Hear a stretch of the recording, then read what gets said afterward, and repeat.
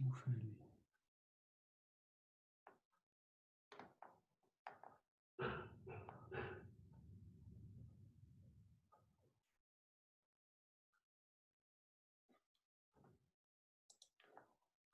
Putain, c'est quoi cette connerie?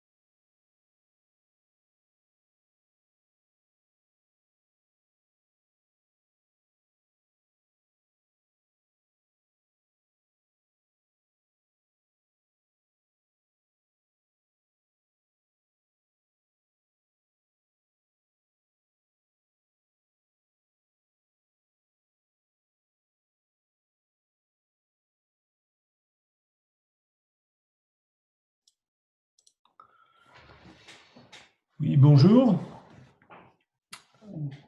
Alors, je vois qu'il est 14 heures, donc je vous propose de débuter cette conférence. Alors, on n'est pas très nombreux. Quand je regarde la liste des participants, j'imagine et j'espère qu'il y aura davantage de personnes qui viendront nous rejoindre au cours de cette présentation.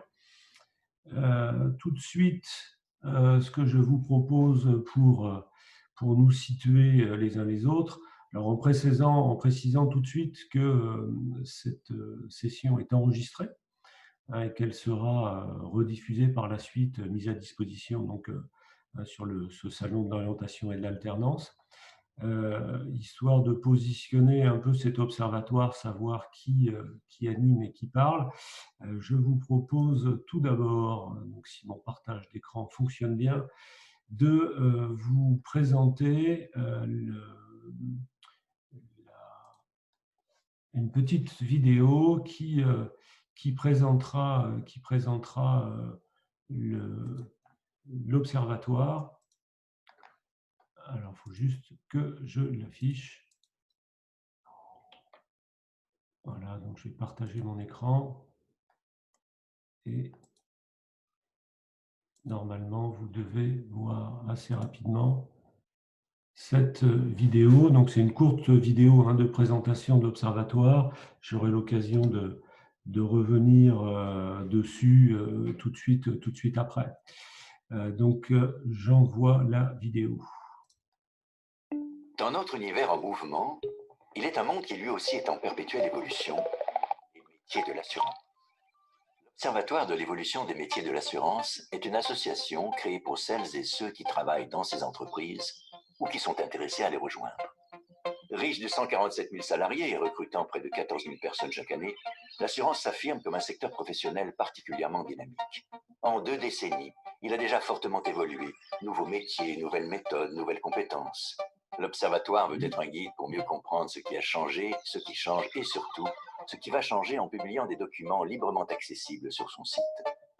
Une nomenclature des métiers qui apporte un éclairage sur les contenus d'activité, les compétences, les voies d'accès ou encore les passerelles de mobilité. Le rapport Roma-Rofa qui dresse chaque année un état des lieux statistique du profil des salariés, notamment en matière de recrutement, d'alternance et de formation professionnelle. Le baromètre prospectif qui analyse les tendances actuelles et imagine les futurs possibles de la profession. Et différentes études qui éclairent étudiants et professionnels sur la situation du secteur, les sujets d'actualité, leurs enjeux, en fournissant des pistes de réflexion et d'action. Par ailleurs, l'Observatoire de l'évolution des métiers de l'assurance organise des rencontres et des conférences afin que les professionnels échangent sur leur métier et leurs compétences, toujours dans une approche prospective. Pour en savoir plus sur les métiers de l'assurance, rendez-vous aux manifestations de l'Observatoire ou sur notre site métiers-assurance.org.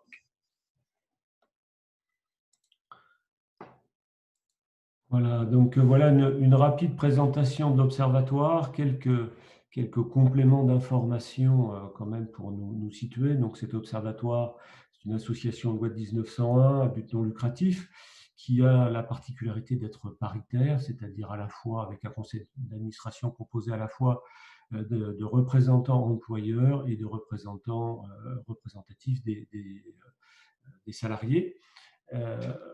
Et puis une présidence alternante tous les 2 ans. Hein, la présidence et la vice-présidence s'échangent entre les 2 collèges.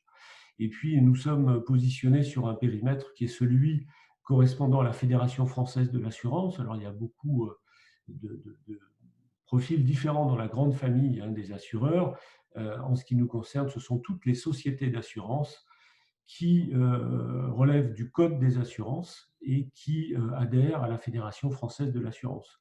Donc ce sont les noms d'un certain nombre de sociétés d'assurance que vous connaissez tous, à savoir, pour en citer que quelques-unes, sur les 189, je crois, qui composent le périmètre, on a AXA, Groupama, la Massif, Covea, c'est-à-dire l'ensemble de MAF, MMA, GMF, la Maïf, la Matmut, Allianz, Aviva, Prévoir, etc., etc. Donc Generali, beaucoup de groupes que l'on trouve sur notre périmètre.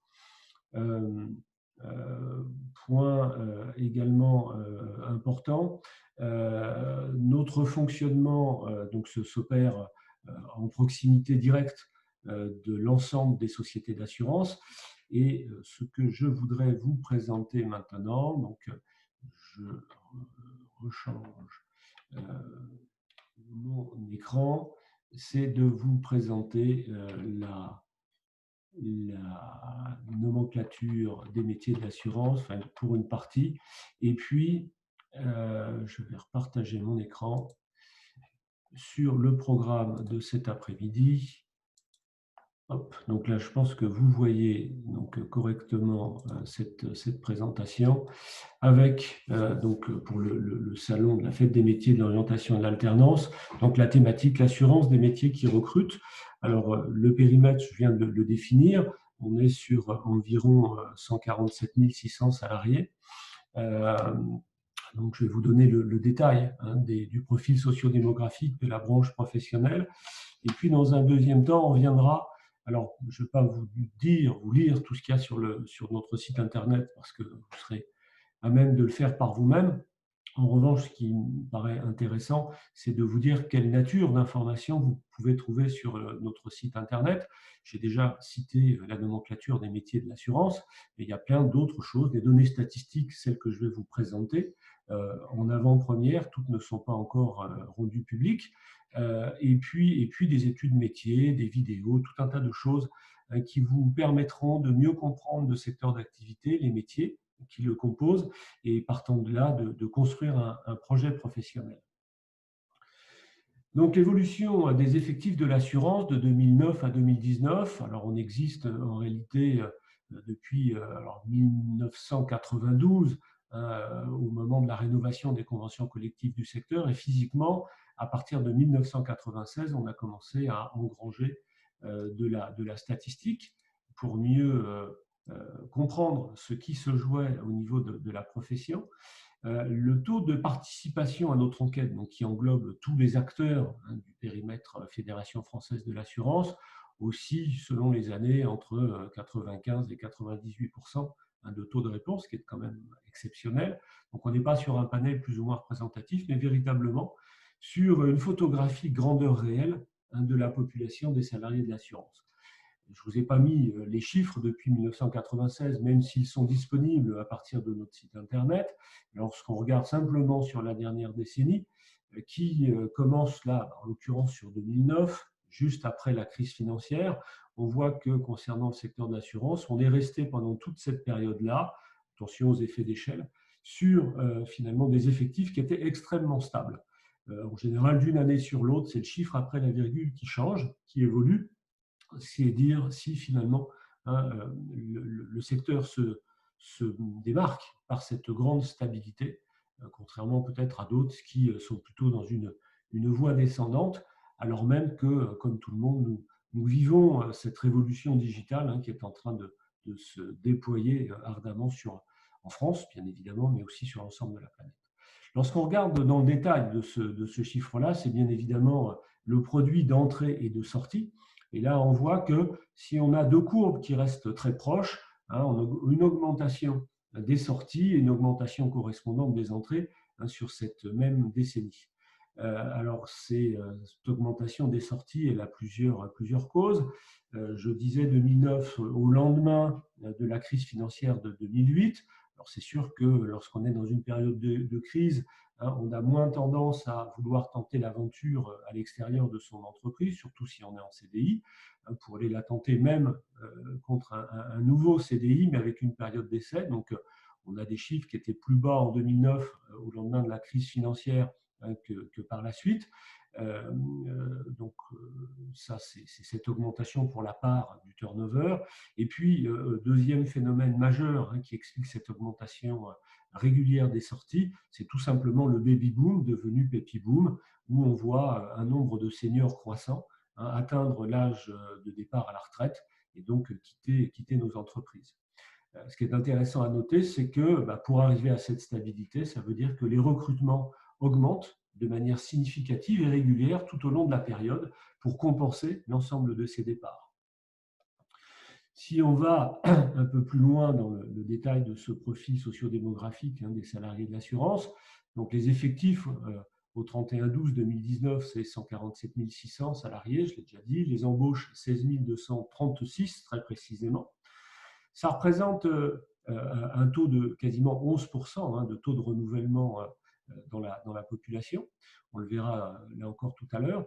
Dans la répartition entre les hommes et les femmes qui composent les salariés de l'assurance, je ne vous ai pas mis le chiffre précis à la virgule parce que ça me paraît peu signifiant en l'occurrence, mais on est grosso modo sur un 40-60, 60% de femmes et 40% d'hommes, qui est une tendance très stable également, même si le pourcentage de femmes dans les effectifs augmente très légèrement d'année en année, mais toujours dans cet ordre de proportion. Lorsqu'on regarde le niveau d'études, toute génération confondue, des salariés qui travaillent dans l'assurance, c'est important de dire toute génération confondue parce qu'on sait très bien que, en fonction de sa cohorte d'appartenance, l'accès aux études n'était pas toujours le même et on a des niveaux d'études qui aujourd'hui dans les populations de jeunes qui entrent dans nos entreprises sont beaucoup plus formés que ça n'était le cas il y a une trentaine d'années ou même 20 ans ou même 10 ans. Donc il y a une élévation générale des niveaux d'études dans la population globale. Là, en l'occurrence, donc toute génération confondue, on voit qu'on a finalement un quart, un petit peu plus d'un quart de la population qui a un niveau bac ou inférieur, et donc les trois quarts des salariés de l'assurance, 3 salariés sur 4, qui a au moins un niveau bac plus 2 pour travailler dans le secteur de l'assurance.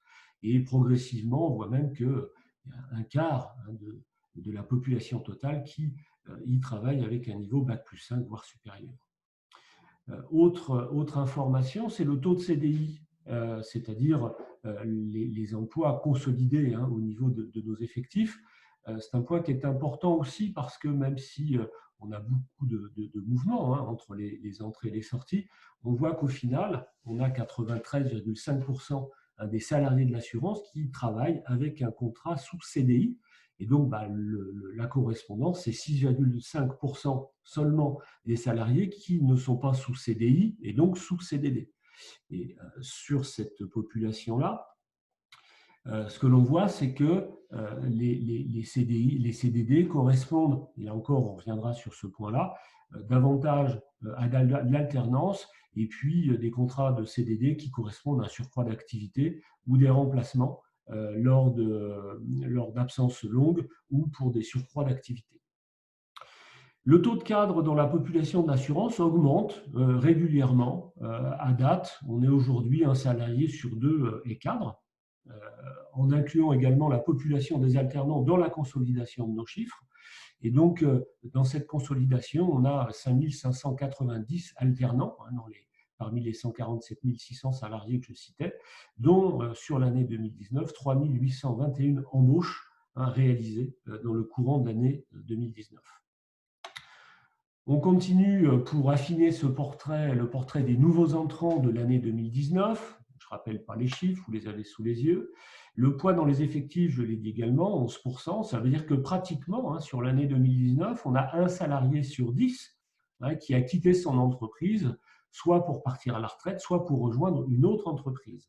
Donc on voit qu'on a une rotation du personnel qui est très importante jusqu'en 2019. On peut imaginer, sans être devin et sans boule de cristal, que pour l'année 2020, avec la crise actuelle que nous connaissons, sanitaire mais aussi économique, on aura très vraisemblablement une baisse de cette rotation du personnel, pas forcément une baisse des effectifs consolidés de la branche. Parmi les nouveaux entrants, je disais qu'un salarié sur deux est cadre. Parmi les nouveaux entrants, c'est un salarié sur trois seulement qui est cadre, ce qui est déjà un nombre conséquent. La répartition homme-femme est finalement la même que dans la population totale. C'est grosso modo 60-40. Alors, il y a des disparités, bien évidemment, selon les familles de métiers, les natures de métiers que l'on exerce. Certaines sont plus féminisées que d'autres. Certaines le sont moins. Par exemple, et tous ces chiffres-là, vous pouvez les retrouver à partir de notre site internet. Dans les métiers de la gestion de contrat ou de l'indemnisation, on sait qu'on a des proportions de femmes qui sont plus importantes. Idem dans le domaine du marketing ou de la communication, des ressources humaines. Dans les populations plus masculines, on cite généralement l'informatique, mais aussi parce que le marché de l'emploi fait que lorsqu'on a besoin de recruter des informaticiens, si on a besoin d'en recruter 100 et que le marché de l'emploi ne se compose que d'une vingtaine de femmes, ça va être difficile d'arriver sur un taux de 50-50. Pour notre part, on arrive quand même à avoir 30% de femmes à peu près dans la population des informaticiens. La répartition au niveau des embauches entre CDI et CDD, donc on a 57% à peu près de CDI, donc de personnes directement embauchées sous CDI dans nos effectifs. Le complément, donc 43% sous CDD. Et quand on regarde donc le détail de ces recrutements CDD, la moitié, 22,6, j'arrondis, correspondent à de l'alternance, des contrats d'alternance. Et puis le complément correspond à des surcroîts d'activité ou à des remplacements pour absence ou longue maladie. Le 0,9%, c'est les alternants recrutés directement sous CDI, ce qui est relativement plus rare, qui est une tendance lourde. Au final, on voit 22,6 plus 0,9. Le poids de l'alternance dans le recrutement, c'est 23,5. On peut dire que grosso modo, sur 4 personnes recrutées dans le secteur de l'assurance, il y en a 2 qui sont directement en CDI, un qui est en CDD, remplacement temporaire, et puis un qui correspond à l'alternance. Alors bien évidemment, il y a aussi dans les CDI les alternants qui ensuite, à l'issue de leur alternance, et on l'espère leur diplôme obtenu, sont ensuite confirmés sous CDI dans leur entreprise, celle où ils ont effectué leur alternance ou dans une nouvelle entreprise de la branche. Si on zoome encore plus sur l'alternance, mais je crois que c'est lieu et l'occasion pour le faire, on voit qu'on a une augmentation constante, très régulière des alternants dans les politiques de recrutement de la profession. sur la dernière décennie, 2009-2019 toujours, on voit que le nombre total dans les recrutements a augmenté de 80%. Dans le détail, entre contrats de professionnalisation et d'apprentissage, pendant un certain nombre d'années, il y avait davantage de contrats de professionnalisation que de contrats d'apprentissage. Avec les dernières réformes survenues, on voit qu'on va très certainement se voir opérer une bascule avec davantage de contrats d'apprentissage sous les nouvelles modalités d'exercice ou de possibilités d'exercice que de contrats de professionnalisation. Ceci dit, peu importe, on est toujours, là on est en valeur relative, donc selon les recrutements de l'année, la part proportionnelle peut évoluer, mais on voit bien que l'alternance fait partie des politiques de recrutement des sociétés d'assurance. Dans les métiers qui recrutent des alternants, vous avez sous les yeux la liste des 15 grandes familles de métiers qui participent au fonctionnement des sociétés d'assurance. On a 2 familles phares qui recoupent à elles seules 60% des effectifs totaux de la place, la distribution et le développement commercial d'un côté, et puis tout ce qui tourne autour de la gestion des contrats, la vie du contrat d'assurance, et puis en cas de sinistre, les métiers d'indemnisateurs qui versent les prestations correspondant à la contrepartie des cotisations versées. Dans le domaine de l'alternance, on a finalement un recrutement sur 2 qui s'opère sur ces 2 grandes familles de métiers, qui sont des métiers cœur de l'assurance commerciale et gestion de contrat, indemnisation.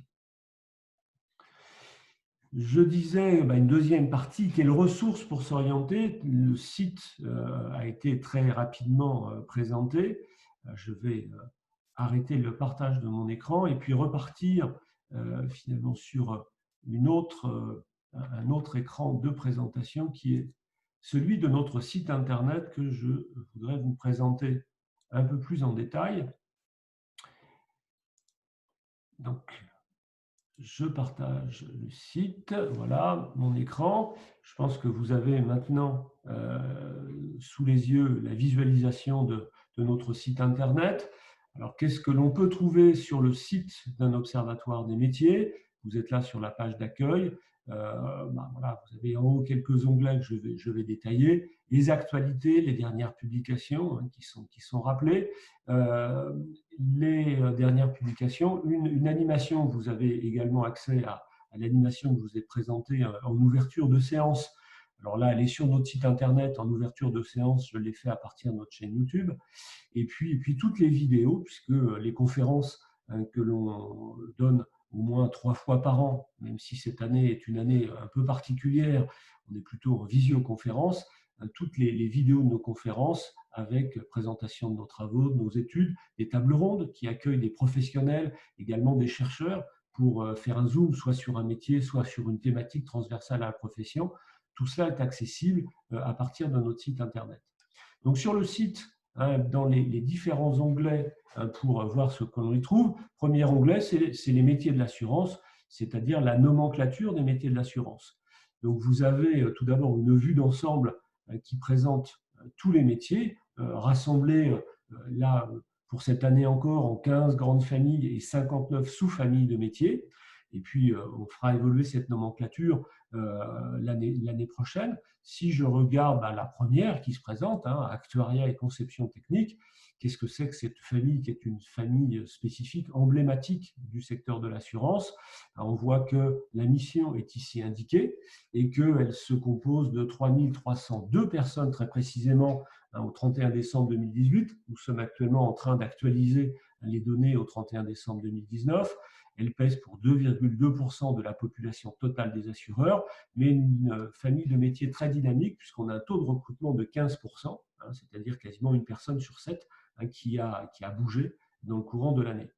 Elle se compose en 2 sous-familles, actuariat et études financières d'un côté et actuariat et études techniques de l'autre, et puis quelques métiers qui tournent autour de l'actuariat, mais qui ne rentrent pas dans le champ de définition de ces 2 principales sous-familles. Si je clique sur cette première sous-famille, actuariat et études financières, vous allez à chaque fois, et donc 59 fois sur l'ensemble cet onglet des métiers de l'assurance, voir une fiche métier qui systématiquement vous expliquera quelle est la mission principale de cette sous-famille de métiers, qui vous donnera des exemples d'intitulés de métiers, des exemples des principales activités mises en œuvre, comprendre ce que l'on fait lorsque l'on est actuaire et positionné plutôt sur des études financières. Vous avez également les exemples de compétences attendues sur des connaître et des savoirs. Et puis après, vous avez une rubrique qui est particulièrement intéressante, alors à la fois pour les étudiants, les professionnels, les managers, les recruteurs. Ce sont à la fois, c'est tout ce qui tourne aux voies d'accès et aux voies d'évolution par rapport au métier. Donc sur les voies d'accès au métier, il y a deux grandes voies principales, soit par la formation initiale, et donc là vous avez repéré quelques diplômes, écoles phares qui permettent d'accéder à ce métier d'actuaire, ou alors vous êtes déjà dans le secteur de l'assurance et puis par mobilité interne, vous avez envie de devenir actuaire et de réaliser des études financières. Et quand on regarde dans notre base de données quels sont les mouvements de personnel qui s'opèrent à l'intérieur des entreprises, on voit que d'une part, par la mobilité interne, on a 18,7% des personnes qui sont accédées par mobilité interne dans cette famille de l'actuariat des études financières, et qu'elles venaient soit de l'autre sous-famille de métiers actuariat et études techniques, 1 sur 2 nouvel entrant venait en fait de l'autre sous-famille de métiers, et puis après vous avez cette déclinaison sur les autres familles ou sous-familles de métiers de notre nomenclature. Et puis il peut arriver qu'à partir d'un certain moment, on a envie de passer à autre chose, de changer, pareil. Quelles sont les voies d'évolution principales que l'on recense à partir de nos analyses statistiques? Quand on est actuaire, on voit que dans les voies d'accès, c'était 1 sur 2 qui venait de l'actuariat des études techniques. Quand on est passé par l'actuariat financier, on voit que quasiment les 2 tiers repartent dans ces cas-là vers de l'actuariat des études techniques. Donc, voilà, il y a différentes manières d'exercer son métier d'actuaire, mais on peut aussi aller vers d'autres métiers en ouverture, vers le management des risques, risk manager en bon français, la gestion financière et immobilière, la maîtrise d'ouvrage, l'organisation, planification, etc. Toutes les informations disponibles. Là, on est sur un descriptif qui est plutôt qualitatif. Maintenant, des choses qui sont également très intéressantes, nous semble-t-il, en tout cas très demandées pour aller plus loin. Vous avez donc la possibilité de télécharger au format PDF chaque fiche de famille et de sous-famille. Et puis, vous avez également des données statistiques complémentaires. Et donc là, si on clique sur ces données, pour les 15 familles et pour les 59 sous-familles, vous aurez à chaque fois une fiche actualisée au 31 décembre N-1. Là, on est à N-2 parce qu'on est en train d'actualiser justement ces chiffres-là. Une fiche synthétique qui vous présente des grandes données socio-démographiques de la population concernée. Sur l'actuariat et les études financières, on a les effectifs, 560 personnes au 31 décembre 2018, une répartition 59% d'hommes, 41% de femmes, la pyramide des âges à côté avec la répartition hommes-femmes, les taux de recrutement, on voit que c'est une famille qui est dynamique, l'ancienneté moyenne relativement basse, 7 ans, avec une moyenne de branche qui est plutôt à 14 ans, l'âge moyen des personnes qui travaillent, la part des 55 ans et plus, des seniors, 3,8, peu de seniors dans cette famille-là, ça bouge. Et puis, dans les activités, la répartition entre Paris et province, on voit qu'on a 9 actuaires sur 10 qui travaillent sur la région Île-de-France. Les principales branches d'activité, la part des temps partiels, les répartitions cadres, non-cadres, etc. Les types de contrats, là encore, 93,5% des salariés de l'assurance sont sous CDI. Ça se confirme également dans cette famille de métiers. 96,4% des actuaires sont sous CDI. On imagine que les autres sont soit sur une période d'essai, soit en transit temporaire, voire en alternance, puisqu'il y a de plus en plus de masters qui peuvent se préparer maintenant par le canal de l'alternance. Donc, on peut imaginer que dans les 3%, on a quelques alternants. La répartition par niveau de classification, donc c'est le système interne de classification de nos salariés. Et puis, un dernier pavé sur les niveaux de formation détenus par les uns et les autres. Et je vous disais qu'on avait tout à l'heure, si vous vous souvenez des chiffres, mais vous pourrez les retrouver, à peu près 23% des salariés de l'assurance qui avaient un niveau Bac+5. dans cette famille de métiers-là, les actuaires, c'est les 3/4 des actuaires qui sont au moins titulaires d'un niveau Bac+5. Et on voit que les salariés qui ont le niveau bac ou inférieur, on en avait un peu plus d'un quart dans la population totale, 26%. Là, pour les actuaires, c'est 3,8% uniquement de salariés qui n'ont pas davantage que le niveau bac. Voilà donc ce type d'informations que vous pouvez trouver, et puis d'autres encore, des études à disposition, bien évidemment. Donc, je ne rentre pas plus en détail parce que je vois l'heure qui tourne. Vous avez également des données sociales complémentaires avec des commentaires de statistiques qui vous sont donnés et des données régionales, bien évidemment. Donc, pour chacune des grandes régions françaises, vous avez à la fois des cahiers statistiques disponibles. Je prends la première, Grand Est. Et l'on voit donc un cahier d'une quinzaine de pages qui va préciser le nombre de salariés qui travaillent dans la région. Et puis pareil, je déroule rapidement, le profil sociodémographique, répartition de femmes, âge moyen, etc., etc. Toutes ces données disponibles rassemblées sur une quinzaine de pages. Je reviens, je déroule, baromètre prospectif, autre production actualisée chaque année de l'Observatoire. On a publié le dernier au mois de juin. Et ce sont plein d'informations sur les grandes tendances d'évolution du secteur. Alors, on voit que l'actualité nous parlait bien évidemment du Covid. Donc, qu'est-ce qui se passe du côté de l'assurance, du côté des métiers? On n'est pas sûr, on est un observatoire des métiers, on n'est pas un observatoire économique du secteur de l'assurance. Qu'est-ce qui se passe pour les métiers pendant la période que nous avons traversée, que nous continuons de traverser? Et puis également, ça vous pourrez le découvrir, le lire, le baromètre, là vous en aviez une synthèse, toutes les ressources et publications, c'est-à-dire que tous les travaux, toutes les études de l'Observatoire sont accessibles en ligne. Donc la nomenclature que je vous ai présentée dans un premier temps, bien évidemment, ces compléments, puisque nous avons eu quelques partenariats avec l'APEC, l'Agence pour l'emploi des cadres, avec qui nous avons travaillé de commun pour produire des référentiels des métiers cadres de l'assurance. Les données sociodémographiques actualisées chaque année depuis 1996, donc qui sont disponibles et qui correspondent à chaque fois avec le rapport d'Accessible, les cahiers statistiques complémentaires, à peu près 120 pages de statistiques complémentaires, la présentation qui en a été faite lors de la conférence, une synthèse, tout un tas de documents qui avaient été présentés à l'occasion de cette conférence, et puis les vidéos auxquelles on peut accéder pour revivre les conférences que l'on a faites, l'événement qui est passé, si on n'a pas pu y assister à ce moment-là. Donc sur les données statistiques, sur des données régionales, donc les données disponibles, des diagnostics et des rapports, notamment sur des rapports mixité-diversité par rapport à l'insertion des jeunes, la place des personnes en situation de handicap, la gestion par les âges, les questions de parité homme-femme.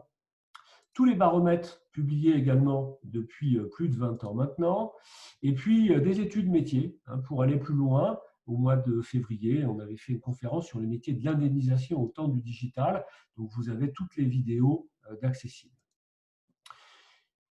On arrive quasiment au bout de cette présentation à quelques minutes près. Je vais revenir sur ma présentation PowerPoint. Je reviens vers le bas de cette présentation, ça a sauté. Si on enchaîne, écoutez, on est arrivé finalement sur la dernière page. Simplement, ce que je voulais vous indiquer, donc le site internet, maintenant vous savez tout de notre site internet, et vous avez également la possibilité de nous suivre au travers des réseaux sociaux, donc n'hésitez pas à vous abonner, notamment sur YouTube, sur LinkedIn, Facebook, Twitter, pour retrouver toutes nos productions, être informé de notre actualité, et tout ça en lien bien évidemment avec à la fois Opco Atlas, qui nous finance pour partie, et puis la Fédération française de l'assurance à laquelle nous sommes adossés. Voilà pour l'essentiel de ce que je voulais vous présenter aujourd'hui. Le temps est désormais écoulé, mais le cas échéant, si vous avez quelques questions, je reste à votre disposition.